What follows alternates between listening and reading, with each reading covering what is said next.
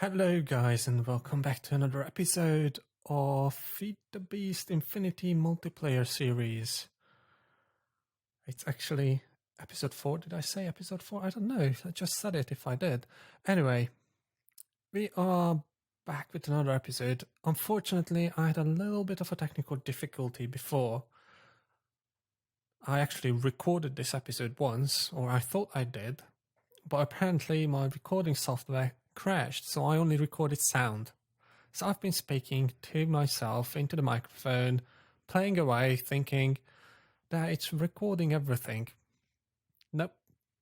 So I made a lot of progress in that video, so now we are going to walk through all the changes.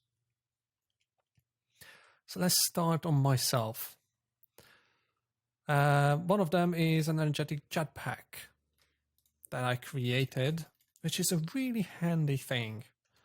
It comes from the Simply Jetpacks mod, which adds jetpacks to thermal expansion and Ender.io. I went with the Ender.io bits. So I get the energetic jetpack, which can store 2 million RF, which is quite cool. I can fly quite a lot for quite a long time. And what is required to make it is a conductive iron jetpack first, which is made like so. You need conductive iron, basic capacitors, which is 4 iron nuggets, a bar of copper, and 2 pieces of redstone, and also require a leather strap, which is, again, 2 iron and 4 leather.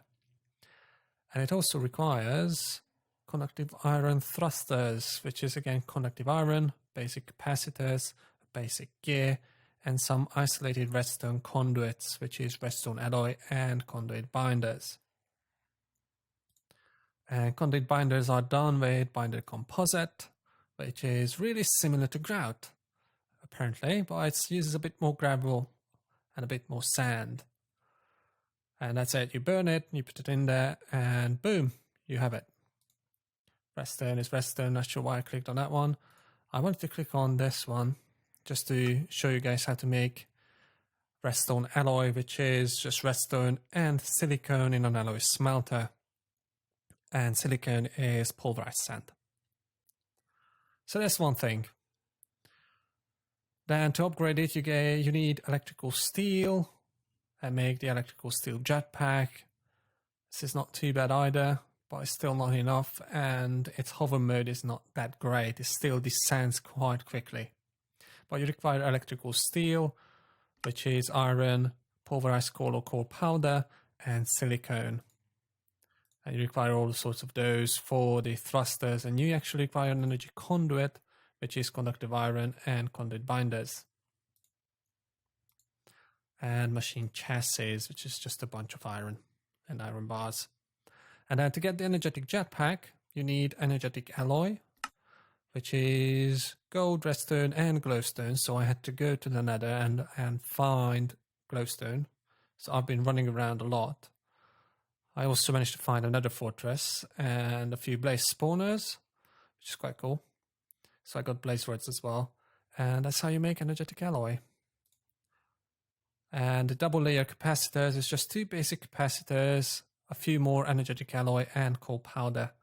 And you need a bunch of those to make this bad boy. And also need enhanced, did I click on that? Yes. And also you will need enhanced energy conduit, which is again a lot of energetic alloy and conduit binders. No, I didn't click on the correct one. This is the one. And machine chassis. So that's what you need to make this bad boy. And then the one I have is the energetic jetpack, which requires loads of energetic alloy. Oh yeah, I've been looking at this one. Yep. And require pulsating crystals, which is a piece of diamond, and pulsating iron nuggets, which you get from pulsating iron, which is made out of iron and ender pearls. So I've been running around a lot and killing endermen. So I'm thinking of making an enderman farm in the next episode, using some coal and Ender.io stuff, I think, just to spawn them in. So anyway, I had to make a bunch of those, and double layer capacitors, and the energetic or the enhanced energy conduits and required one redstone alloys. So I have that, but I have the armored version, which requires the electrical steel armor plating. How to get to that is getting silicon armor plating first, which is fairly simple. Not a lot, won't give you too much protection either, but it's required to get there. And then you upgrade this, the silicon armor plating, to be conductive iron plating with a bunch of conductive iron in an alloy smelter. And when you get that, you upgrade that to electrical steel armor plating with a bunch of electrical steel. And when you have that, just combine your brand spanking new jetpack with the armor plating to get that. And that's it. That's what I have right there. Also, I made a few baubles from Botania. The first one is the Sojourner's Sash, which is a really handy little belt, and it actually shows and renders on the character, as you can see. See, look, take it off, put it back on, because it makes you run faster, jump higher, and also gives you step assist. So you just step up one block. You don't need to jump. One block is easy. So it's really handy when you're going around the world. And how to make it is you require mana steel ingots, which is just drop one iron into a mana pool. Then you require rune of earth and rune of air. Rune of air is very simple. A bunch of mana steel ingots, a piece of string, one feather, and a carpet. Carpet is fairly simple. It's just 2 pieces of wool, and you get 3 of them. So nice and easy. Then rune of earth, again, simple block of coal, any kind of stone really. I use smooth stone, mushroom, and a bunch of mana steel, and you get 3. And you put it on a runic altar, which you make in a U shape with living rock. And I think a mana pearl or a mana diamond. I used a mana diamond at the point because I had no mana pearls. So that's how you make it. You put it together with some leather and boom, you have this beautiful thing. The only drawback or a catch is you need something that contains mana in your inventory, which is a mana tablet, for example, that stores this mana. And this is what we made. I think we made it in the first episode. I think so. Don't remember. So anyway, have it there. It will charge. It will use a little bit of mana every time, but not a lot. And then I made a band of aura. And what this does is charges your mana storing items, like your mana tablet in your inventory, passively. Not too quickly. It won't charge it too quickly, but it's enough to keep it topped up when I'm just running around in the world using my sash. And fairly simple to make. Require 4 pieces of mana steel ingots and a rune of mana, which is again a lot of mana steel ingots and a mana pearl. Really simple to make. Then I have a ring of magnetization, so everything that I break or drop or mobs drop is just sucked to me really quickly.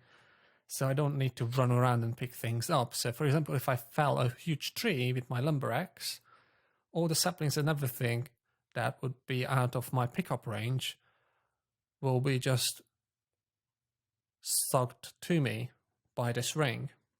It's again fairly simple to make. Again, a bunch of mana steel and a mana lens, a magnetizing mana lens, which is just a mana lens, iron and gold. And the mana lens is really simple, mana steel ingots and a glass plate.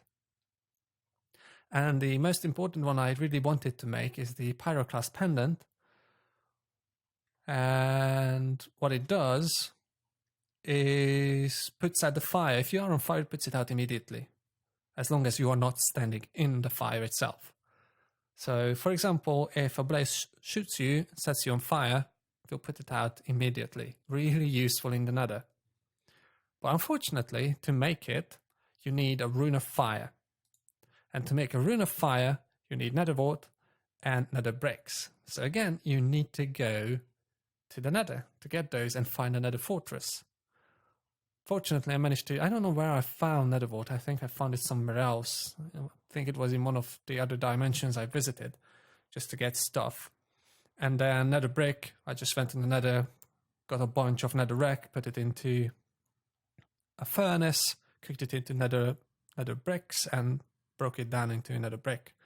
And that's how you get Rune of Fire. The other one that was sort of hard to make is a Rune of Summer because of this thing right here, a melon. Rune of Earth we already had because when you make Rune of Earth you get 3 runes in one go and 3 Rune of Airs. So I had leftovers from that. I found slimes, so that's fine. Also, if you don't have slime but you have cacti or cactus, you just drop it into a mana pool and you get back slime balls. Or if you put in slime balls, you get back cactus. Really useful. But getting melons, you need to find a jungle biome, or you need to find a seed in a chest somewhere in a village. But no such luck. I've been running around, couldn't find a bloody jungle biome to save my life. So how I found melons is actually Jab Gaming and Clumsy Geek have, or actually Clumsy has a book that points to a dimension he has, or a dimension he has, which has all sorts of weird biomes inside, and one of them was like a jungle-ish biome which had melons. So I ran around there, found melons, oh nice, grab those. Also, I had to redo all my stuff several times because I died a few times as well. So those are the equipment changes. I'm not sure if I showed these. I think I might have. I would need to rewatch my videos. But I did a Stirling generator just to generate some RF or resonant flux, I think. I think that's redstone flux. It's a really useful machine. It generates 20 RF per tick from a piece of coal or a piece of charcoal. But if you put a double layer capacitor, I'm not sure why I have double layer there and octatic there. Why do I only have a double layer there? I thought I had an octatic there. Let's change it. But if you upgrade it with an octatic capacitor, which you make like this, you need 2 double layers, I showed, and you need vibrant alloy and glowstone to make one of these bad boys. So if I were to take this out from here, put it in here, and take a piece of charcoal. Now, a piece of charcoal with an octatic capacitor in a Stirling engine will generate 85,360 RF at 80 RF per tick. This is quite awesome.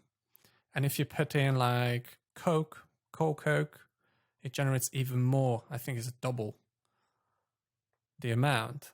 So I use that to charge my hardened energy cell.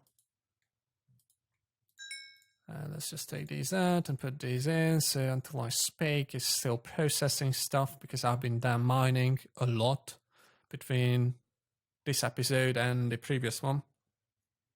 So I can do bits and pieces. So I have a hardened energy cell here as an energy buffer for all my machines. And how it's made is really simple, really easy, early level energy cell.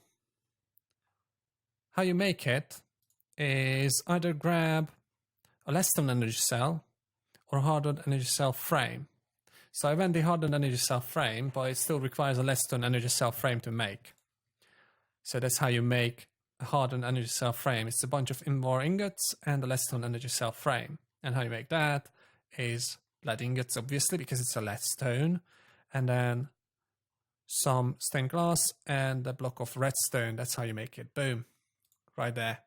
And then you require a bunch of copper and a redstone conductance coil, which is electrum ingot, and redstone and electrum is made out of electrum blend, which I think is, yeah, it's gold and silver. Simple to make. And the hardened one stores 2 million RF. I want to upgrade this, or actually I don't really, because I will probably, well, I do want to upgrade this one, but I want to go with capacitor banks from Ender.io as well for energy storage.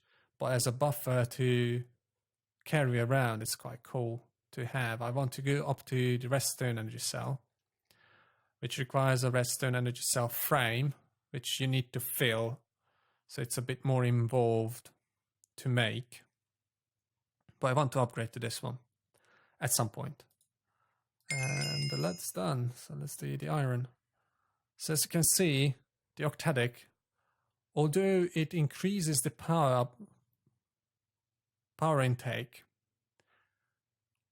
of the machine, it increases the energy buffer and increases the speed. It's really quick to process items right now. So the next machine here is I apologize if I already showed you guys this one in a previous episode. I can't remember, it's been a long time. Is an alloy smelter. Because Ender.io requires a few alloys and it's easy to make it in this one, and you can upgrade it and make it quicker. And it can be double as a furnace and as an alloy smelter. So how to make that is, again, really simple, Ender.io bits and pieces. 3 furnaces, a machine chassis, which is just a bunch of iron ingots and a basic capacitor and iron bars, and a cauldron. Boom, you have your nice little alloy furnace. See how quick it is? It's amazing how quick. The next one is a sag mill, which I wanted to build because while the smeltery, which I actually increased in capacity because I found a village and raided its smeltery blocks, it's good to initially double all your ores you have and melt them down and smelt them into and cast them into blocks. I do like the sag mill because it gives you random extra dust. Then you process ores in there.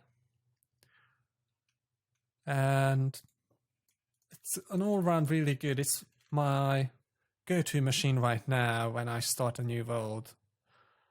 Because it's really nice, really handy, really easy to build. You need a piston, a bunch of flint iron, and a machine chassis. You power it, boom.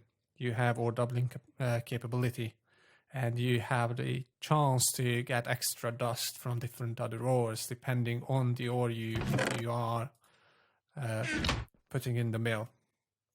So I made those, and since I have a jetpack, I had to charge it somehow. There are different ways to charge it.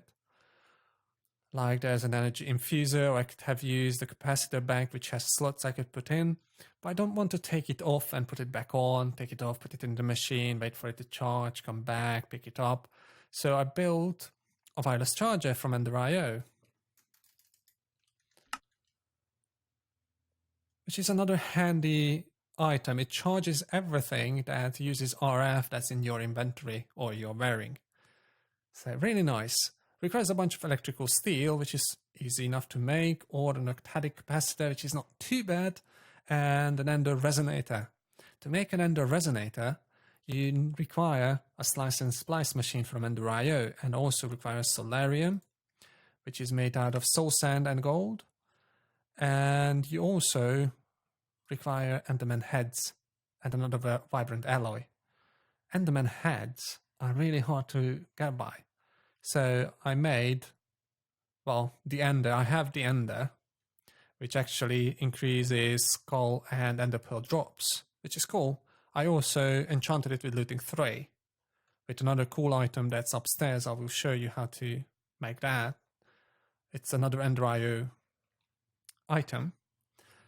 So there's a theme right here, Ender.io. I love Ender.io, it's really good. So the slice and splice machine is fairly simple, but again, requires solarium, requires shears and an iron axe, a machine chassis, and any kind of skull. I used, I think, a zombie skull because I had a zombie head. I had loads of those. So that's this little machine here, which can make all sorts of items, like the ender resonator I required. can do a tormented Enderman head. I don't know what's that for yet, so that's fine. It also makes a zombie electrode if you need it, and a Z-Logic controller, which are required for some other Ender IO machines. So it's a handy little item to have. So I made those machines here. Now this one needs to be powered quite often. And this Stirling generator, while if I upgrade it with capacitors, can generate quite some power, but it's still not enough when I run everything and if they are upgraded and pulling a lot of power. So I ran out of power a lot of the time. So what I did is, ignore that one, we'll talk about it, is I created an Ender tank, which is very simple to make. 4 pieces of blaze rods, 2 pieces of obsidian, wool, and diamond, I think. Let's see if I remember that correctly. Not diamond, the Ender tank. We need the Ender tank. Oh, there are also Ender tech stuff. I could build bigger Ender tanks, but not now. Oh yeah, and a cauldron. And it's not a diamond, but the Ender pearl. So I made 2 of these, colored them light blue, and white, and hooked those up with pressurized fluid conduits. So if we look at those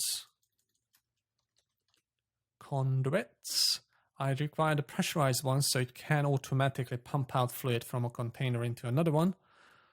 Fairly simple to make. It's fused quartz and conduit binders. Fused quartz is just nether quartz popped into an alloy smelter or any kind of, I think any kind of furnace maybe, I don't know. No, it needs to be the alloy smelter. And that's how you get fused quartz. Simples, right? Then, because it's lava, I made an ender pump, an endothermic pump.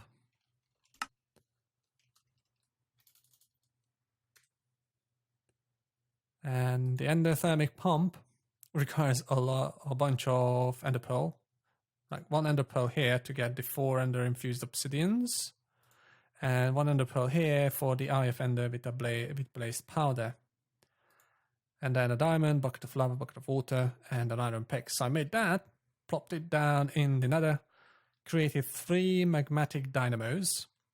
1 of them is in the ender powering the pump, and 2 of them here powering my energy cell. So to make a magmatic dynamo magmatic dynamos are from thermal expansion. I love thermal expansion. It's a really good, really cool mod as well. It requires a lot of invar. And to get invar, you need to smelt ferrous and iron. So 2 pieces of iron and 1 piece of ferrous metal will give you, well actually will give you 3 pieces of invar. Yes, I used the alloy smelter recipe. So either nickel ingots or ferrous ingots, but nickel and ferrous is the same thing. And it's usually, if it's not in the smelter, it will be a ferrous ingot. So the thermal foundation ones are used, and then iron ingots in an alloy smelter gets you 3. Really cool, needs a lot.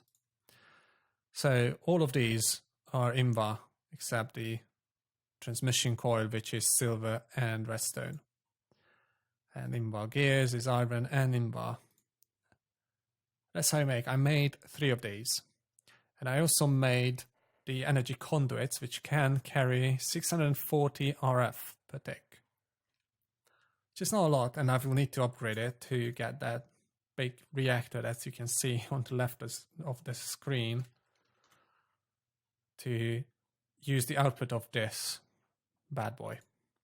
But this one's simple. I already showed you conductive iron and conduit binders, but I will need to create these to take advantage of more RF per tick. It's like 5,000 it can transport, which is what I will need. So I will replace these up until the energy cell to use the output of this reactor, which will, because it's a small one, it only has 5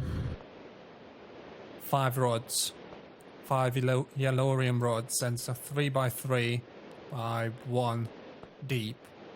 So 3, 3 and 1 deep reactor.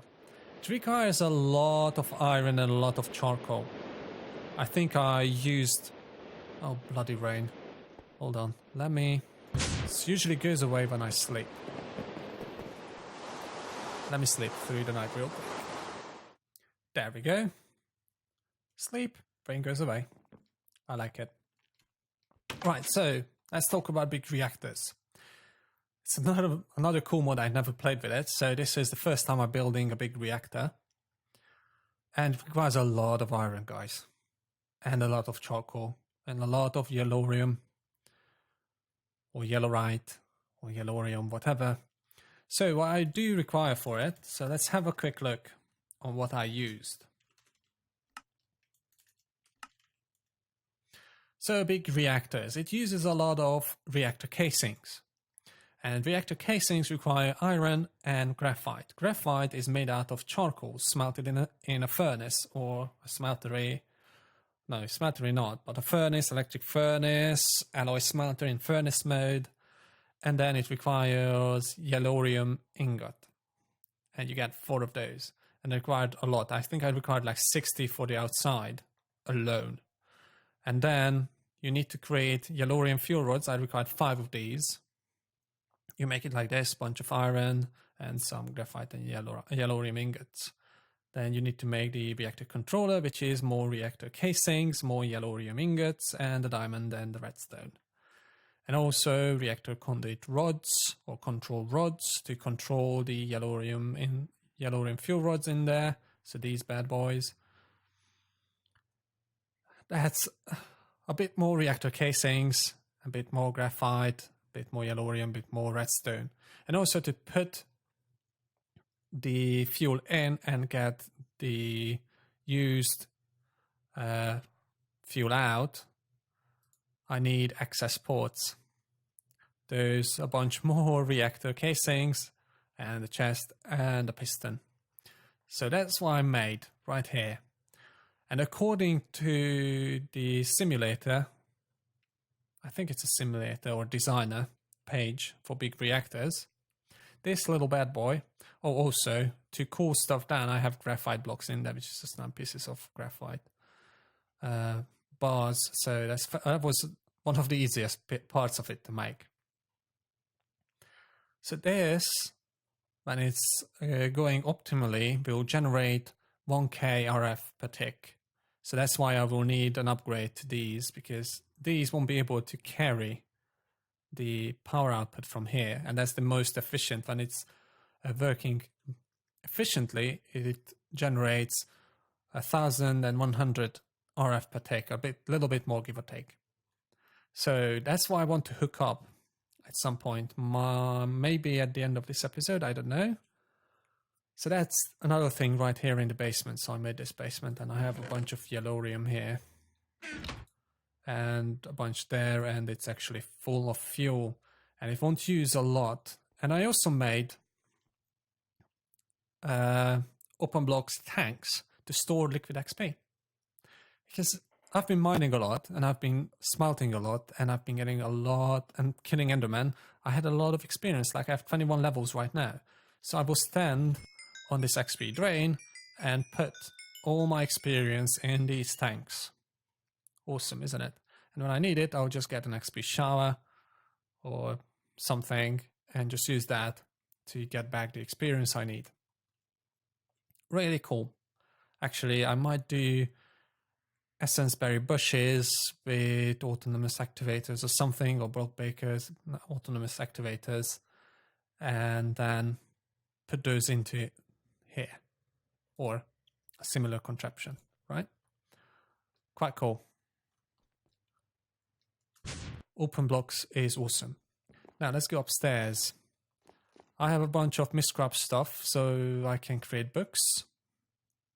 I have a book to or actually 2 books to the Nether. This one goes to Jab Gaming's portal on the Nether side, and this one goes to my little hidey hole in another fortress where I have my ender pump downstairs, or not downstairs, at the foot of the nether fortress, so I can go blaze farming and check on my pump in the nether. And this one goes to Jab Gaming's and the Clumsy Geeks base in the overworld, which is right there. And these are miscarved bits and pieces. I have an anvil, and this is the enchanter from Ender.io, which uses XP to combine items and a book and quill to create enchanted books. And there are different recipes you can do. For example, to get Silk Touch, you need a book and quill, and a slime ball, you get Silk Touch 1. Or if you have obsidian, I don't know how many, and then you get different quantities of obsidian, gives you different levels of unbreaking. Obviously, you will require some experience to make the books. So I have a bunch of Silk Touch 1 books. It will be really cool to put on a gold pickaxe when I'm making an ender quarry soonish, because I need the resources. So that's another thing I made on the second level of this little house I have. Third level is still empty. Not sure what else I'm going to put here. So in the front, if you remember, oops, I also made these little pressure plates from carpenter's blocks. I had my pure daisies here, and I had my mana spreaders, mana pool and stuff here. But since I made this path, or started this path and little bridge, I want to, and I will finish this path that will connect Jab Gaming's place with my place. In the overworld, there will be a little path going through. It's not going too far away, but it's going there, it's getting there. So I'll finish that path off camera at some point. So I had to move everything. I also upgraded the smeltery from blocks in a village I found flying around. Here are my little melons. Also a little farm here. So since I need kind of a lot of mana for creating all those stuff with my runic altar, I created this little contraption because I got tired of always checking on these ender flames and dropping charcoal on them. So I made it drop automatically. And I have quite a bit of mana out of that. So how I did that is I got vanilla droppers and then a bunch of insulated redstone conduits into a Project Red timer. Fairly simple. Project Red timer is like the, if you remember Red Power 2, it's exactly the same thing from way back. I loved Red Power at that point. So that's how you make it. It's really simple. Project Red timer. So you need conduit plates, which is just simply smelting smooth stone, and you get a bunch of those, and then you use varying levels of redstone and redstone torches and whatnot to make all the little components, to put them together and then create timers, not gates and whatnot. So I use that, put it on to 48. Is it 48 seconds? That's more than plenty for the Ender Flames to process one piece of charcoal. Actually, I think it's 40 milliseconds, but I'm happy with 40. It's 40 seconds instead of 48, but I'm happy with 48. So what I did is always came out, filled up these droppers with a stack of charcoal each, turned the timer on, and then just boom, loads of mana in there. Also, to speed up energy generation, I created a coke oven from Immersive Engineering, which is fairly simple to make. You need coke oven bricks in the 3x3x3 cube, and you hit it with an engineer's hammer, and you get this multi-block structure. And you make it with bricks, clay, and sandstone? Apparently sandstone. I thought it was sand, but it is sandstone. And then you get this little GUI, and it will create creosote oil while it processes coal. It won't work with coke. It won't work with charcoal. It only works with coal to make coal coke. It can burn logs and planks, I think, into charcoal and generate a little bit of creosote. And creosote, a lot of creosote is used in immersive engineering. It's mostly used to treat wood and stuff. And I have a bunch of it in a chest in glasses. But I also made a drum to store because it can store more. It can store 256 buckets. And apparently this one has 94. So it's almost half full. And how to make a drum is just a bunch of iron. So before I could make that, I had to go mining a lot because I was really short on iron. It requires iron on the sides. It requires weighted pressure plates, which require iron to make, obviously. And then cauldrons, one cauldron, which requires some more iron. So I made one of those to serve as a buffer. Also, I have, which apparently this is not working. So we'll have to have a look-see. Maybe the axe is gone. Yep, it is broken, so it won't run. So we need to fix that, but this is a farming station from Ender.io. Fairly simple to make. And it can farm everything you could plant and farm. Why can't I say it? There we go. It's there, farming station. It requires the Z-Logic controller, which you use the slice and splice for. Some electrical steel and pulsating iron crystals, which I showed you how to make, because the Z-Logic controller is again a zombie head, solarium. Simple, really simple to make. The pulsating crystals make it a bit more expensive, and the diamond hoe, but that's it. And you put in a hoe and an axe and it will just farm. But since this is a tree farm, I only put in an axe. So let's quickly repair the axe, and then we'll talk about these caches. I made, so this little axe is from Tinker's Construct. I don't know how many I will need.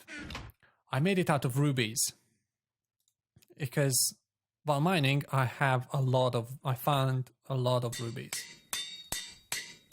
So repairing it won't be a problem. Apparently I need one more.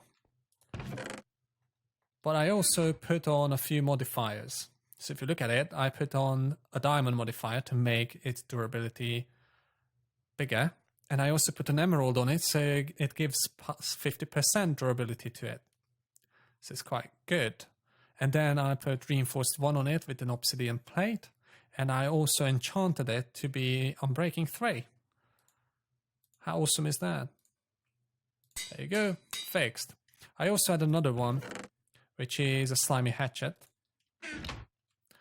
which was made out of blue slime.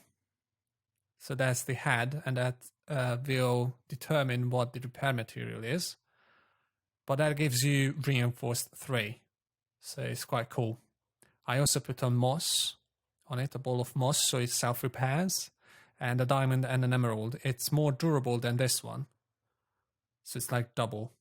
Yeah, 3,128. And this one is, yeah, it's double the durability. And it's almost fully fixed.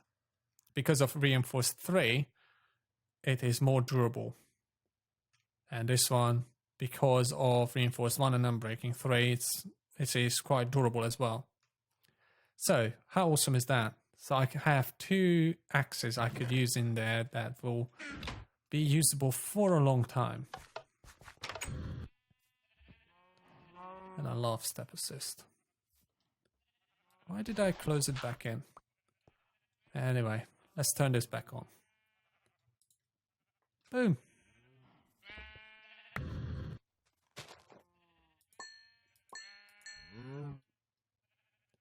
Okay, now we can close it in. I need to figure out a better way to pull the axe out from there and put it back in. Now, I have barrels here.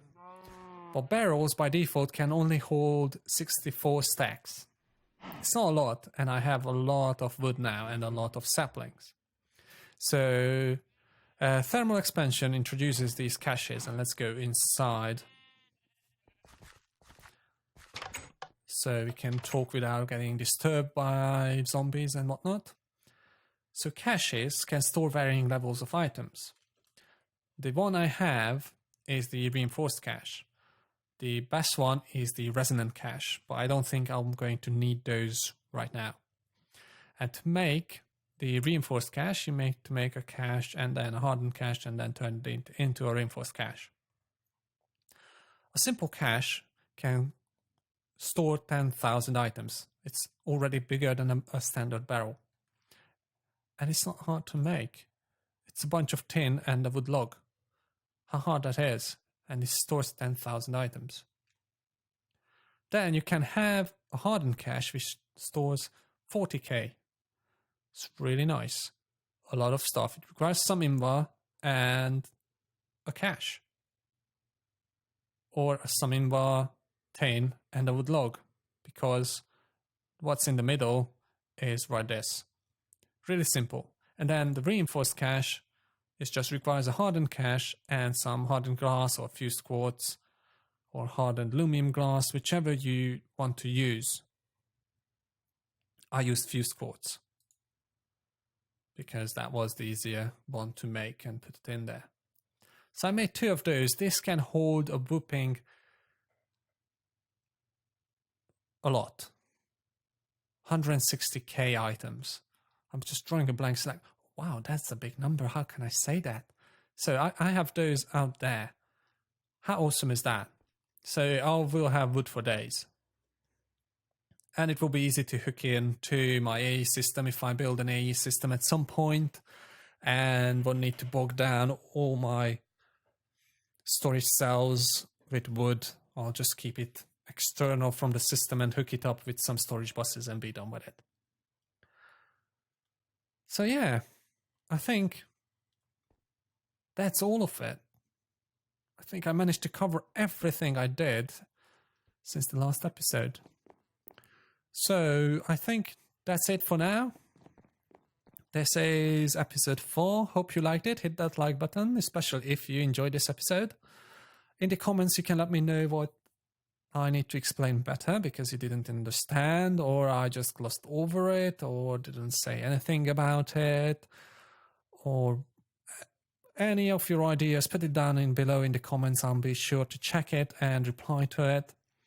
And also, if you haven't done so already, subscribe to the channel so you can get update notifications when a new episode goes live. And until next time, bye-bye.